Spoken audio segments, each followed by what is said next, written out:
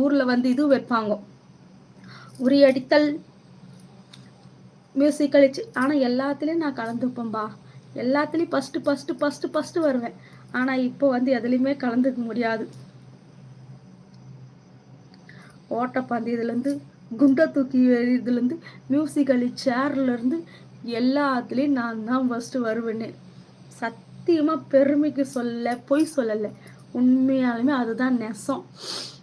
எங்க பசங்க என் பேரை மட்டும் கூப்பிட்டுனே இருப்பாங்க. சொசைட்டியில் வந்து எல்லாம் முடிஞ்சிட்டு மைக்கில் வச்சுன்னு சொல்லுவாங்க, இந்த போட்டிக்கு இவங்க ஃபஸ்ட்டு ப்ரைஸ்ன்னு சொல்லுவாங்கள்ல, கனிமொழி கனிமொழி கனிமொழின்னே பேர் சொல்லுவாங்க. ஒன்று என் பையன் போவான், என் பொண்ணு போவான், மாற்றி மாற்றி மாற்றி போவோம் இறங்க இப்படியே தான் இருப்பாங்க. ரொம்ப ஆர்வம் நான் அதில் எல்லாம்.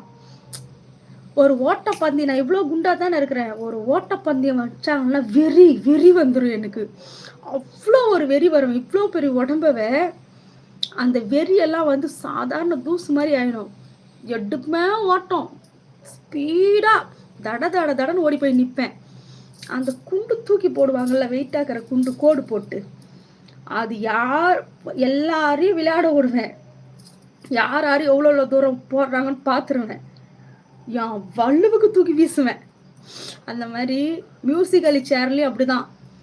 என் கண்ணு அப்படியே அந்த சேரே சுத்தம். கடைசி அந்த ஒரு சேர் நான் தான் உட்காருவேன். நான் தான்